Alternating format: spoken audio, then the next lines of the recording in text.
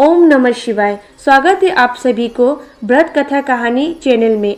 आज मैं बृहस्पतिवार की व्रत कथा सुनाने जा रही हूँ। आशा करती हूँ आप सभी को पसंद आए।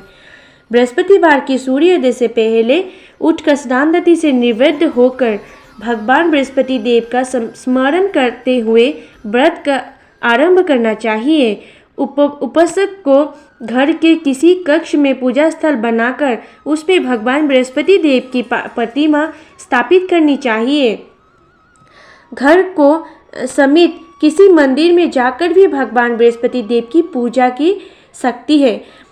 भगवान बृहस्पति देव पूजा में पीले रंग के पुष्प और पीले रंग की सामग्री को विशेष रूप से पसंद करते हैं। इसीलिए स्नान के बाद पीले रंग के वस्त्र ही धारण करने का विशेष महत्व बताया गया है।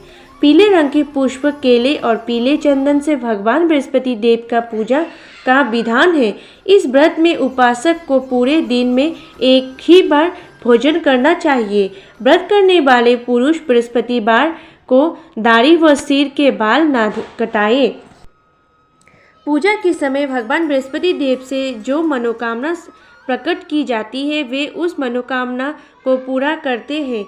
इस व्रत में व्रत कथा पढ़ने का श्रवण करने का विशेष महत्व है।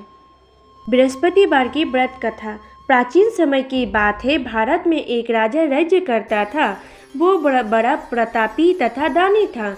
वो नित्यपति मंदिर में भगवत दर्शन करने जाता था। वो ब्राह्मण और गुरु की सेवा किया करता था। उसके द्वार से कोई भी याचक निराश होकर नहीं लौटता था।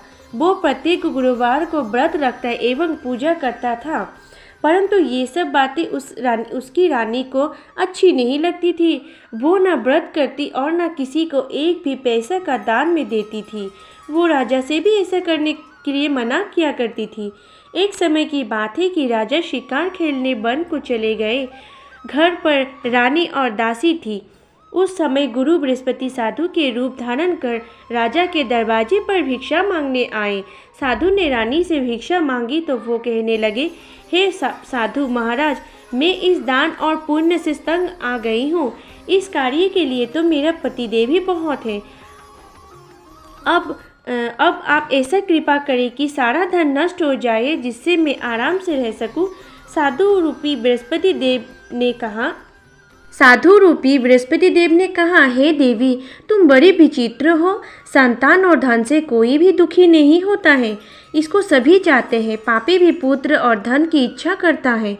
अगर तुम्हारे पास धन अधिक हो तो भूखे मनुष्य को भोजन करवाओ, पांव लगवाओ, ब्राह्मणों को दान दो, धर्मशाला बनवाओ, कुआं, तालाब, बावड़ी, बाग, बगीचे आदि का निर्माण करवाओ तथा निर्धन और कुंवारी कन्या को विवाह करवाओ। साथ ही यज्ञ करो। इस प्रकार के कर्मों से आपके कुल का और आपका नाम परलोक में सार्थक होगा एवं स्वर्ग की प्राप्ति होगी।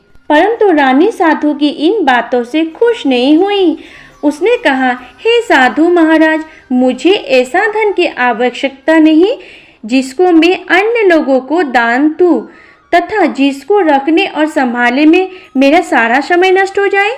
साधु ने कहा, हे देवी, यदि तुम्हारी ऐसे ही इच्छा है तो जैसे मैं तुम्हें बताती हूँ तुम वैसे ही करना।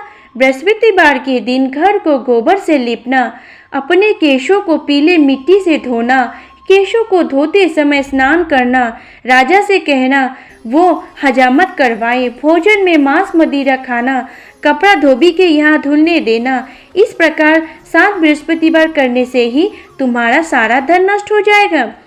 ये कहकर साधु महाराज रूपी बृहस्पति अंतर्धान हो गए। रानी ने साधु के कहने के अनुसार 7 बृहस्पतिवार तक वैसा ही करने का विचार किया।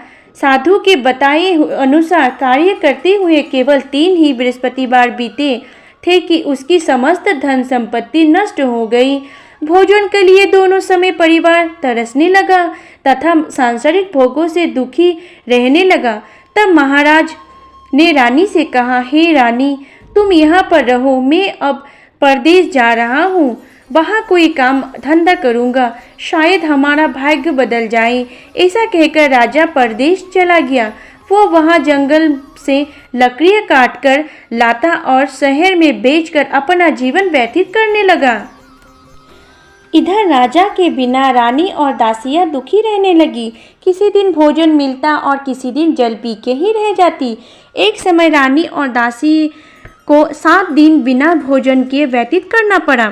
तो रानी ने अपनी दासी से कहा, ये पास ही नगर में मेरा बहन रहती है, वो बड़ी धनवान है, तू उसके पास जा और वहाँ से 5 सेर बेजर मांग कर ले आ, जिससे कुछ समय के लिए गुजर हो जाएगा।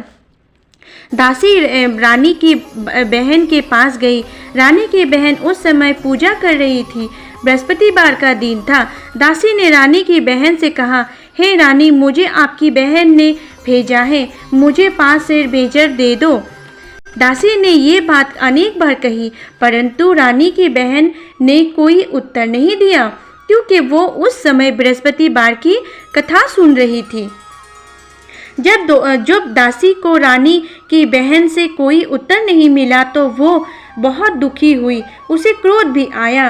वो लौटकर रानी से बोली, हे रानी, आपकी बहन बहुत ही धनी स्त्री है, वो छोटे लोगों से बात भी नहीं करती। मैंने उसे कहा तो उसने कोई उत्तर ही नहीं दिया। मैं वापस चली आई। रानी बोली, हे दासी, इसमें उसका कोई दोष नहीं। जब बुरे दिन आते हैं तब कोई सहारा नहीं देता। अच्छे बुरे का पता विपत्ति में ही लगता है। जो ईश्वर की इच्छा होगी वही होगा। ये सब हमारा भाग्य का दोष है। उधर रानी की बहन ने सोचा कि मेरे बहन की दासी आई थी, परंतु मैं उससे नहीं बोली, इससे वो बहुत दुखी हुई होगी। अंत कथा सुन विष्णु भगवान का पूजन समाप्त कर अपनी बहन की घर आई और कहने लगी, हे बहन, मैं बृहस्पतिवार की व्रत कर रही थी।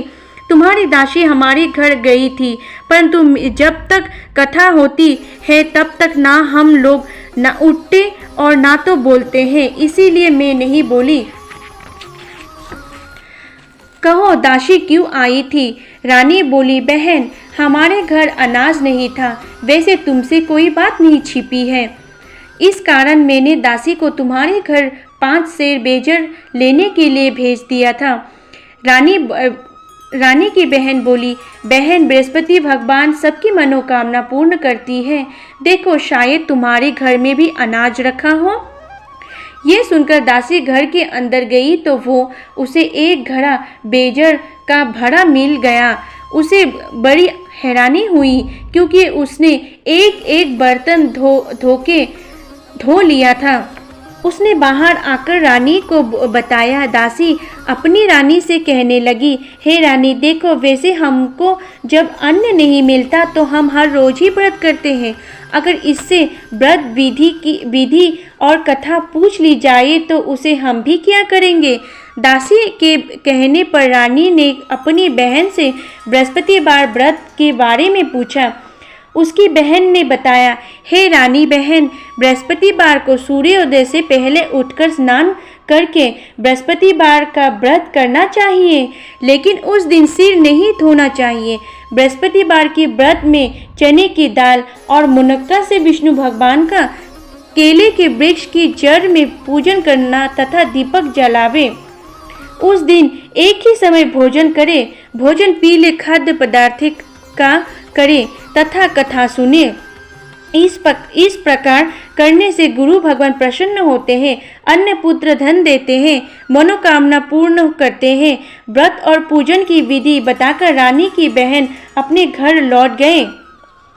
रानी और दासी दोनों ने निश्चय किया कि बृहस्पति देव भगवान का पूजन जरूर करेंगे। 7 दिन बाद बृहस्पतिवार आया तो उन्होंने व्रत रखा। घुड़साल में जाकर चना और गुड़ बीन लाई तथा उसकी डाल से केले का जड़ तथा भगवान का पूजन किया।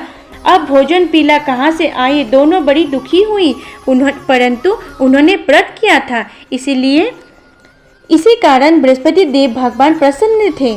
एक साधारण व्यक्ति के रूप में वे 2 थाली में सुंदर पीला भोजन लेकर आए और दासी को देकर बोले, हे दासी, ये भोजन तुम्हारे और रानी के लिए है, तुम दोनों करना। दासी भोजन पाकर बड़ी प्रसन्न हुई और रानी से बोली, रानी जी भोजन कर लो। रानी को भोजन आने के बारे में कुछ भी पता नहीं था, इसलिए रानी वो दासी से बोली, जा तू ही भोजन कर ले, क्यों तू हमारी व्यर्थ में हंसी उड़ाती है। दासी बोली, एक व्यक्ति भोजन दे गई है। रानी कहने लगी, वो भोजन तेरे लिए ही दे गई है, तू ही भोजन कर। दासी ने कहा, वो व्यक्ति हम दोनों के लिए 2 थाली में भोजन दे गए हैं, इसीलिए मैं और आप दोनों ही साथ साथ भोजन करेंगे। दोनों ने गुरु भगवान का नमस्कार कर भोजन प्रारंभ किया। उसके बाद से वे प्रत्येक बृहस्पतिवार को गुरु भगवान व्रत और पूजन करने लगी। बृहस्पति भगवान की कृपा से उनके पास धन हो गया, परंतु रानी फिर पहले जैसे आलस करने लगी। तब दासी बोली, देखो रानी, तुम पहले भी इस प्रकार आलस्य करती थी, तुम्हें धन को रखने में कष्ट होता था, इस कारण सभी धन नष्ट हो गया। अब गुरु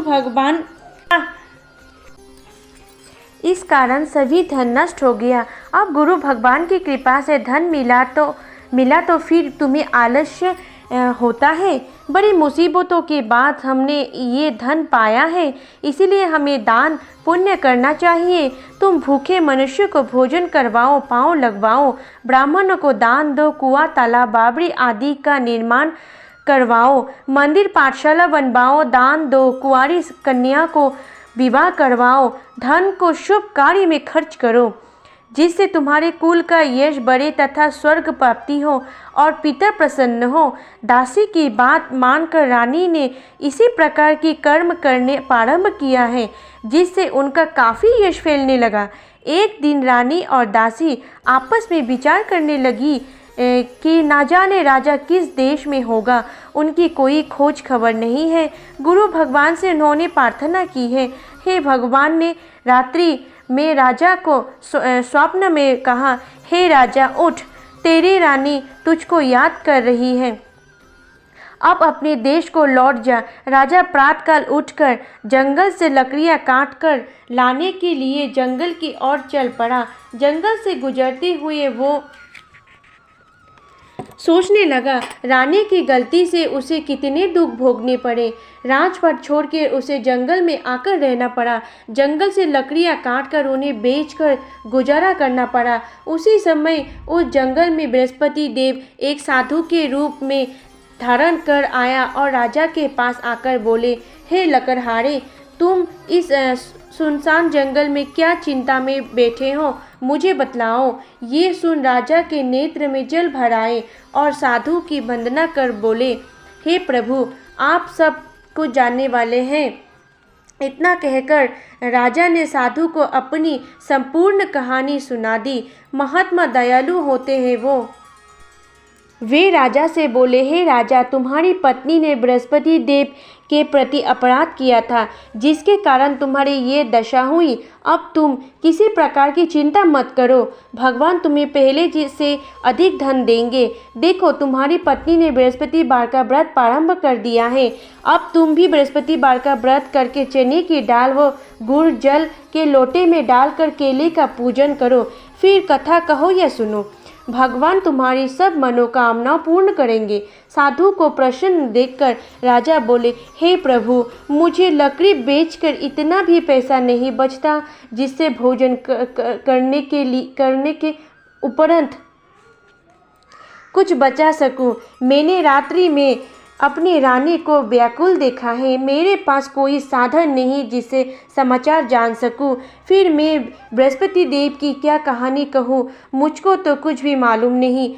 साधु ने कहा, हे राजा, तुम किसी बात की चिंता मत करो। बृहस्पतिवार के दिन तुम रोजाना की तरह लकड़ियां बेचकर शहर में जाओ, तुम्हें रोज से दुगना धन प्राप्त होगा, जिससे तुम भली भांति भोजन कर लोगे तथा बृहस्पति देव का पूजा का सामान भी आ जाएगा। बृहस्पति देव की कथा इस प्रकार है।